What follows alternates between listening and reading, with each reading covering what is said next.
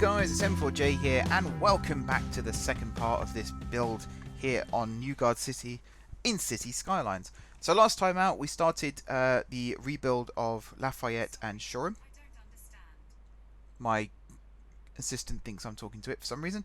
Yeah, it does that a lot, I don't know why. But yeah, last time out we started the rebuild of Lafayette and Shoreham, and when I say rebuild I basically mean adding on new suburbs, sorry, to the existing ones. And just making the city look a little bit nicer and a little bit more suburban out in this outer extremity here. Again, each suburb is kind of different. Each little neighborhood, each little community is slightly different to the previous one. Just to try and add a bit more variety and a bit more flavor to the city as a whole. We also added a commercial area last episode, which took me a while, a couple of goes to get right, but I'm very happy with the result. And today, we're also going to be adding in a commercial area as well as the rest of these suburban roads. A little bit of theme manager as well, like I said last week, and also some zoning as well to get the houses starting to grow. I think I also do the tram line today as well through this area, which as I mentioned last time out, once I've replaced the tram hub in Guard Square, the tram network will look a little bit different. Because something else I'd realised thinking about it is I'm always a person that likes to have every single transport line running through a central hub, but most real life cities don't do that. So even places like Amsterdam, where most of my tram networks are based off of Amsterdam, because I think Amsterdam's tram network is one the rest of the world should envy for how good it is. But not every line goes through Amsterdam Central Station.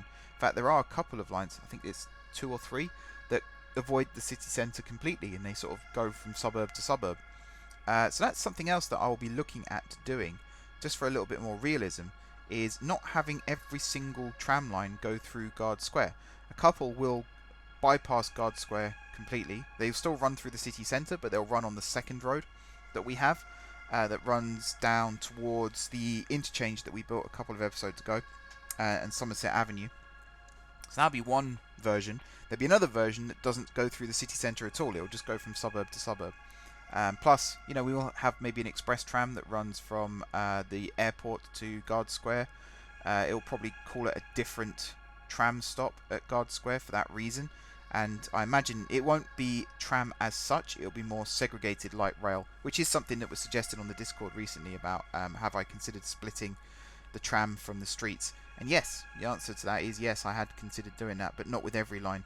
Again, Amsterdam's a good example. There is a metro line in Amsterdam that turns, I think it's line 5, that turns into a tram partway through its journey. So I think that's a good idea, good way of doing it. I might use the underground tram stops. Other thing I could do actually is use metro stations. I'm experimenting with this, so I don't know if it will work or not. But use metro stations and then use touch this to turn it into tram roads. Tram roads? No. Yeah, tram roads, I suppose, is probably the best way of saying it. Or tram platforms, I should say. That would be more accurate. And then maybe trying to have an underground tram that operates using underground stations. I think that might work. In theory, it should work. We will see. So that would be another good idea. And to actually have... Then I can do the tram link that I used to have on Cities in Motion. So it will technically run on underground lines, even though it won't. It will run on tram lines underground. And it will use underground stations. But we will see about that. We will see about that. This, on the other hand, is the other little shopping area that I was talking about last time out. So the first one that I built, which was in last week's episode, was more of a convenience type shopping district. So we had Waitrose, we had the Co-op, you know, bare essential type shops. It's where you get your food from, cheap and cheerful. Well, actually, Waitrose isn't cheap and cheerful. It's eye-wateringly expensive, but you know what I mean. This, on the other hand, is more of the expensive side of things. Shoreham and Lafayette are both sort of rich neighbourhoods, I'd like to think. Particularly Lafayette being the old town. I imagine there's a few expensive properties there. So this is kind of adding into that idea of quite a nice, rich, boutique shopping area. So you've got usual parking here, you've got disabled parking, accessibility for all is something I am a big fan of. So having those there was crucial. Plus the electric vehicle charging points, because we've got to save our planet. And then, you know, some more over here as well. In terms of the actual stores, there is a Burberry store that you'll see me place in a second. There's also another store which I'm trying to remember what it is right now. It is quite upper class. I did contemplate putting an Apple store here as well, but I didn't want to rip off my citizens too much. I'm not a fan of Apple, as you could probably tell. And then the other thing I add is a little shopping arcade as well, where you can imagine there'd be a lot of jewelers and expensive clothes stores and things like that. Kind of like if you go to places like Blue Water, you've got the Village, which is like the higher end boutique place. And in fact, if you go to Westfield in Shepherd's Bush, there's also a Village there as well. The Village seems to be a very popular name. It's almost a euphemism for we'll charge you through the nose for everything. I mean, not that I'm complaining, to each their own, but it's not something I particularly agree with. It's also something I'm not particularly interested in. I only add it here for realism's purposes rather than because I'm a fan of it myself. Again, I'm a little bit experimental with this. I'm putting these path roads down next to the parking lot here. I didn't notice this at the time, but the spaces on the main road there got removed, so I replaced the road in a second. And then that's where the stores and everything will actually go. So right now I'm just placing these down to kind of get a feel for how this area is going to look. And then here I add the pathways around the side and around the top here. And then I use Move It to kind of position them a little bit more where I actually want them. And again, it actually blends really well. It looks like part of the like all the paths connect up here and everything, and it kind of looks like it's part of the plan, and you know, part of the car park is this path that runs around the outside. So I think it actually worked out really, really well. This one here, I kind of added this in case I build an extension to this in the future, maybe a few more shops along the ridge there. I think that's something that could happen in the future. So this is me placing down the stores. As you can see, I've got the Apple store here. In fact, do I keep it? I think I might keep it. I remove it there. I realised when I was doing this that if I'd unpaused the game, it probably would have like plopped down and been built, and then I could have moved it to where I wanted it. So that's the first one that goes in. I think that was a department store that I put in there. And then in a second, I find House of Fraser department store. Oh no, it was the first one I put down, House of Fraser. This one was Burberry. I think I got it the right way around. That one goes in on the corner there. That department store, it kind of fits there actually. It kind of looks like it belongs. It's a bit weird having like the houses be taller than it around it, but you know, that's one of those things, I suppose. And then in a second I find the shopping arcade. I was thinking of putting the mall down, the old Roundhouse Mall as well, but I think that might go somewhere else in the city, maybe near Transport Tower, thinking about it, because that will fit the theme quite nicely there. And then yeah, I was looking for, originally I was looking for ploppable stores and restaurants, but in the end I went with just any that I could find. So I wanted to put down Giorgio Armani. That building is massive, by the way, when you consider what Armani is. It's, you know, it's a clothing store. It's a design house. So to have like a 7 or 8 story building or whatever that was, it does seem a little excessive. But then yeah, here I just moved these two restaurants on the corner here. I think those actually get removed in a bit and get replaced by the shopping arcade. I can't remember if I do that now or a little bit later.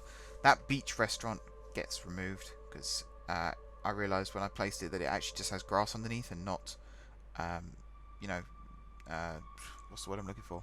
Paving, that's the word. God, well, you know when you just forget a word and you feel like such an idiot? That's me basically every day, particularly when I'm recording. So yeah, those two restaurants actually get moved over here. I make them historical. I'm sure they'll burn down at some point. I don't actually know if fire engines can reach them, considering I used Move It. They'll probably drive to where I placed them and then realise that the building isn't actually there anymore. So that'd be kind of awkward. And then yeah, the little shopping arcade goes down here. So I wanted to have it wrap around the top of the car park there. Maybe even with an entrance there as well, because I think that would have looked quite cool. In the end, I kind of go with this idea of having it on this corner here and then using these like loose pieces just to wrap around and see if that worked a little bit better. It looks a little bit crazy right now with them placed down the way they are, but I do use Move It in a second to fix it and make it look a lot nicer. This one, for example, here gets put on the corner. This one gets shuffled up next to it, and then this one gets plonked down like so. I do also move the path road a little bit as well, so that it goes under the canopies there and actually looks like it's part of the build rather than separate. So that's also very, very nice. As I said last time, and I'll say it again now, this is not the kind of thing I'm normally used to building. It's certainly not the kind of thing I'm used to building or even enjoy building in many cases. I added it in for realism's sake. I'd much rather be building, a railway station or a tram interchange or something like that. But in the end, it's very satisfying to see something like this, and especially to see it functional. So you can already see that cars are starting to park in the car park here, and there are lots of streets around here that have parking, mainly for people who live around this area. But for those that don't, and just want to come here to do a little bit of shopping, it is very nice to see these car parks actually being used, and being used properly, he says, as he sees a police car facing completely the wrong direction across the spaces there. That's a little bit annoying. And again, I kind of like the realism that we've got here with these buildings going right up against the rock wall. You don't see that often in the UK because we don't have many cliff faces, particularly inland. But I was down on the east coast yesterday, down in Kent, and I saw a few buildings placed right up against the cliff wall. And I built this before I went out, so it kind of made me feel a little bit better about it again. Because you do worry sometimes: have I got this right? Have I made it look realistic? And then you actually go out and find a real life example of it, and you just feel better about it. In all honesty, a little bit of tree placing down here. I'm still not 100% sure how this tree brush works. Particularly that bit there, I thought I'd accidentally selected a dead tree, but then I remembered that used to be the industrial area, so it'll take a little bit of time for the ground pollution to disappear. That is one of the issues when you turn an industrial area into a residential area, is ground pollution. And I imagine quite a few citizens will probably get sick for the first however long, but after a while I imagine it'll be fine. The pollution will get soaked up. Having the trees actually is a big help there, because the trees soak up pollution in the game. And after a while it will probably be habitable.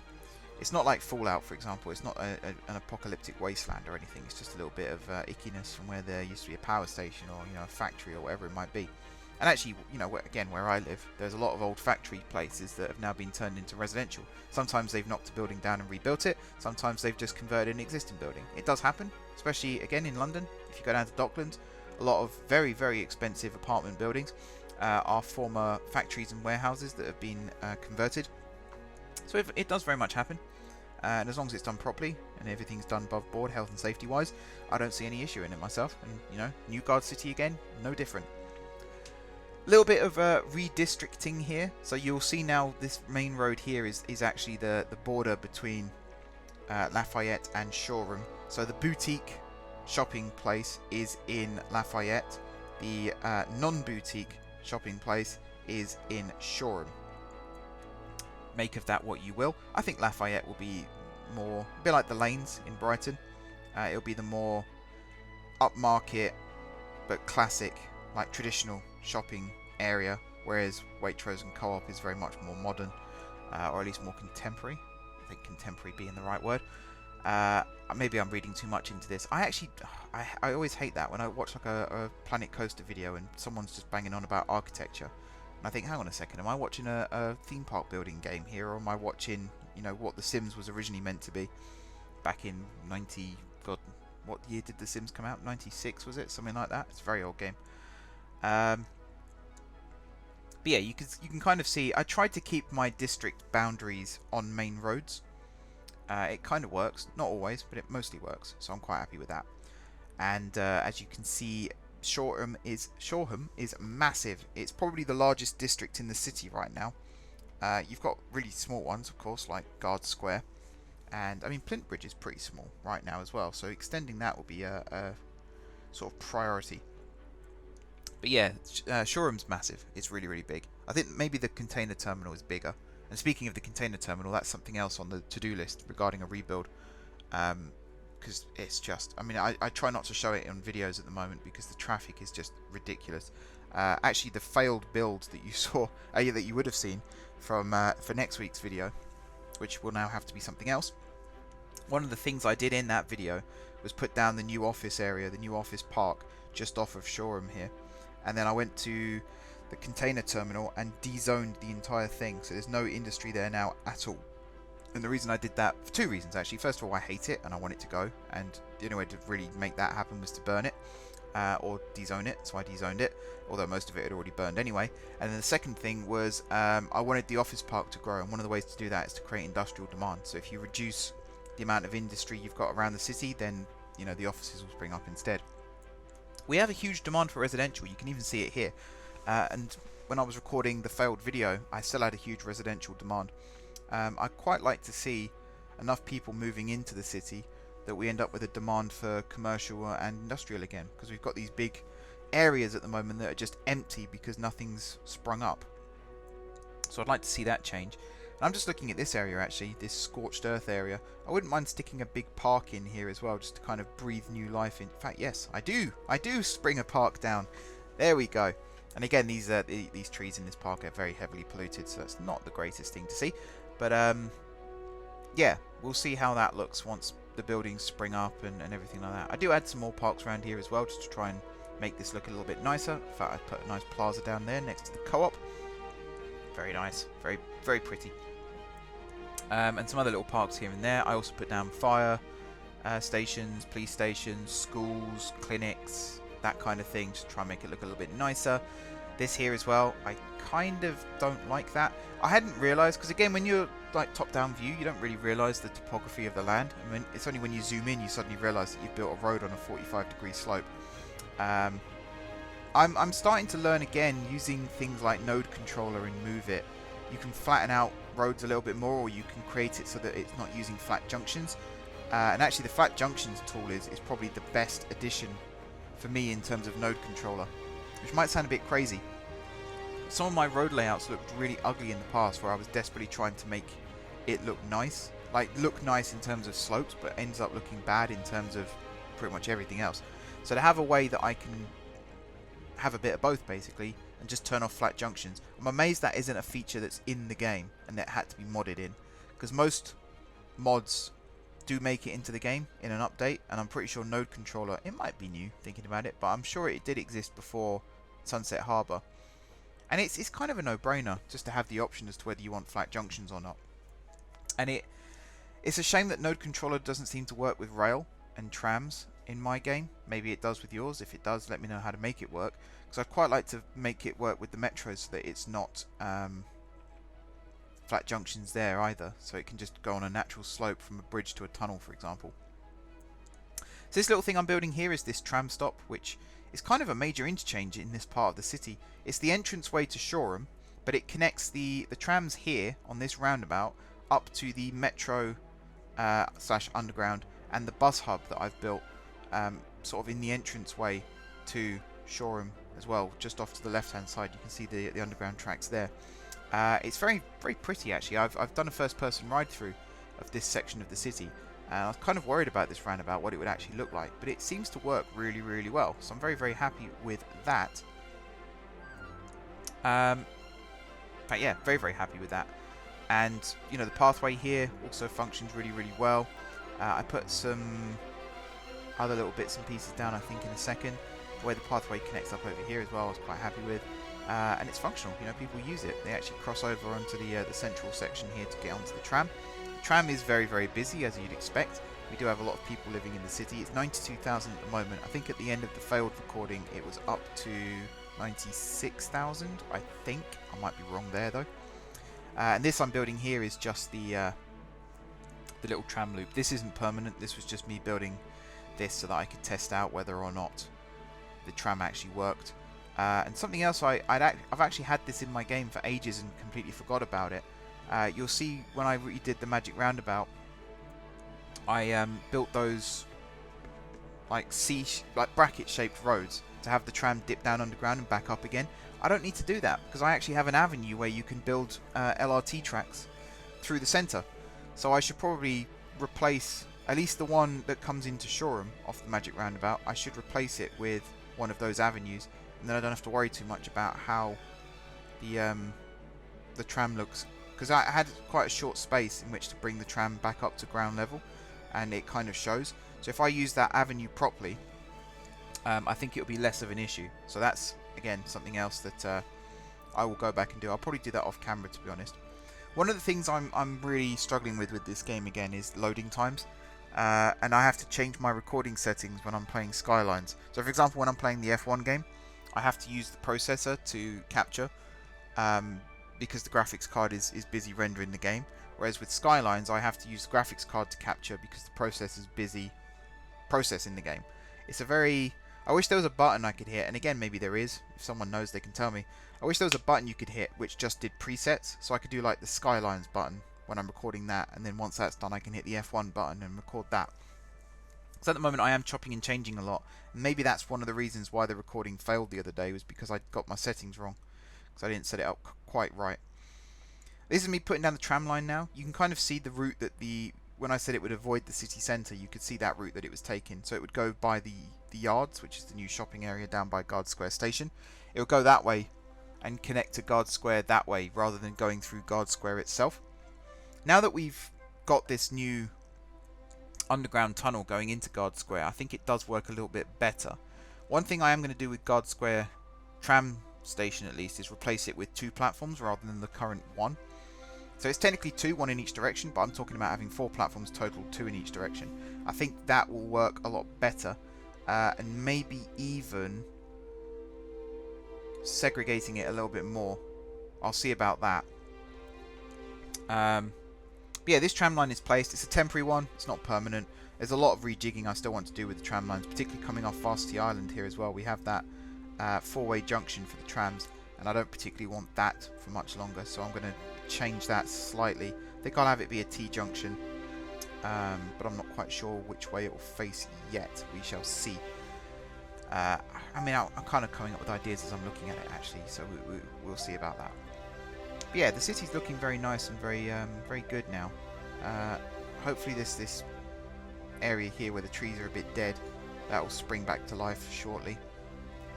This tram station does look very nice, actually. I'm very happy with it, even with the walls around the sides of the platforms here.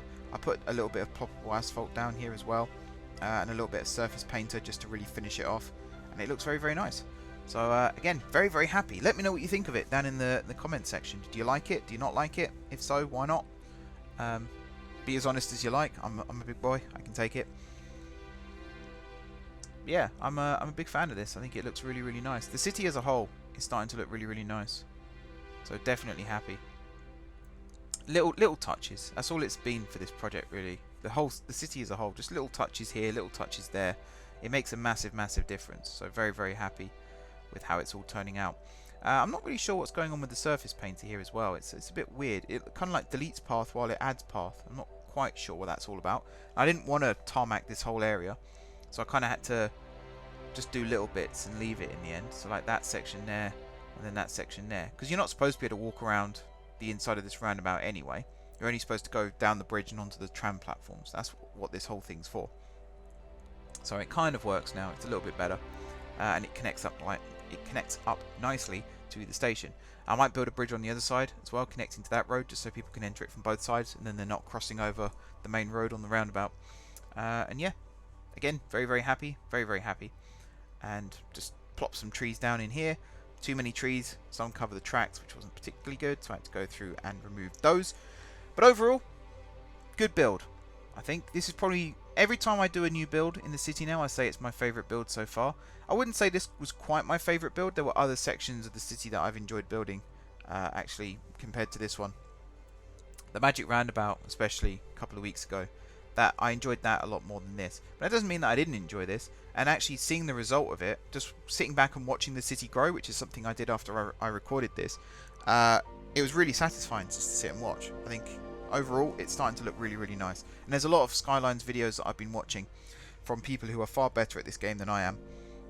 And I'm starting to see some similarities between what they do and what I do. And that's not me copying them, by the way. That's me sort of, I mean, taking inspiration is one word, but also sometimes I'll build something that I'm not entirely sure about, and then I'll see someone else has done it as well. And again, no one's copied anyone there, it's just a coincidence. But I like the fact that it is a coincidence, because then I feel like, oh, okay, if they've done it that way, then I've done it this way, and it, you know, kind of works out, and it looks really cool. So yeah, that pretty much does it for this episode, guys. Thank you very much for watching. Don't forget to hit the like button if you enjoyed the video, and of course if you're enjoying the series. Drop some comments down below with ideas for future episodes. If you haven't already subscribed to the channel, be sure to hit the subscribe button. If you have already subscribed to the channel, thank you guys for your continued support, and until next time, I will see you soon.